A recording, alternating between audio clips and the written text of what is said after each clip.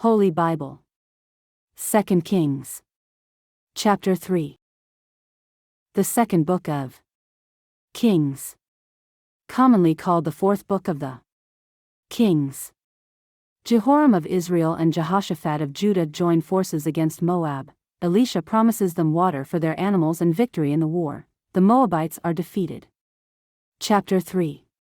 Now Jehoram the son of Ahab began to reign over Israel in Samaria the 18th year of Jehoshaphat king of Judah, and reigned 12 years. And he wrought evil in the sight of the Lord, but not like his father, and like his mother, for he put away the image of Baal that his father had made. Nevertheless he cleaved unto the sins of Jeroboam the son of Nebat, which made Israel to sin, he departed not therefrom.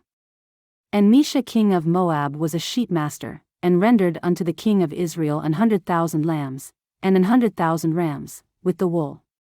But it came to pass, when Ahab was dead, that the king of Moab rebelled against the king of Israel. And King Jehoram went out of Samaria at the same time, and numbered all Israel. And he went and sent to Jehoshaphat the king of Judah, saying, The king of Moab hath rebelled against me, wilt thou go with me against Moab to battle? And he said, I will go up, I am as thou art, my people as thy people, and my horses as thy horses. And he said, Which way shall we go up? And he answered, The way through the wilderness of Edom. So the king of Israel went, and the king of Judah, and the king of Edom, and they fetched a compass of 7 days' journey, and there was no water for the host, and for the cattle that followed them. And the king of Israel said, Alas! That the Lord hath called these 3 kings together, to deliver them into the hand of Moab. But Jehoshaphat said, Is there not here a prophet of the Lord, that we may inquire of the Lord by him? And one of the king of Israel's servants answered and said, Here is Elisha the son of Shaphat, which poured water on the hands of Elijah. And Jehoshaphat said, The word of the Lord is with him.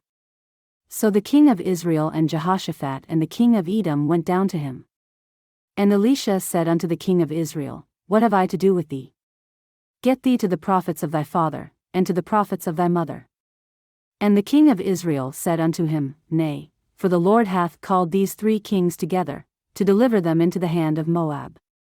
And Elisha said, As the Lord of hosts liveth, before whom I stand, surely, were it not that I regard the presence of Jehoshaphat the king of Judah, I would not look toward thee, nor see thee. But now bring me a minstrel. And it came to pass, when the minstrel played, that the hand of the Lord came upon him. And he said, Thus saith the Lord, Make this valley full of ditches. For thus saith the Lord, Ye shall not see wind, neither shall ye see rain, yet that valley shall be filled with water, that ye may drink, both ye, and your cattle, and your beasts. And this is but a light thing in the sight of the Lord, he will deliver the Moabites also into your hand. And ye shall smite every fenced city, and every choice city, and shall fell every good tree, and stop all wells of water, and mar every good piece of land with stones. And it came to pass in the morning, when the meat offering was offered, that, behold, there came water by the way of Edom, and the country was filled with water. And when all the Moabites heard that the kings were come up to fight against them, they gathered all that were able to put on armor, and upward, and stood in the border. And they rose up early in the morning, and the sun shone upon the water, and the Moabites saw the water on the other side as red as blood. And they said, This is blood, the kings are surely slain, and they have smitten one another, now therefore, Moab, to the spoil. And when they came to the camp of Israel, the Israelites rose up and smote the Moabites, so that they fled before them, but they went forward smiting the Moabites, even in their country.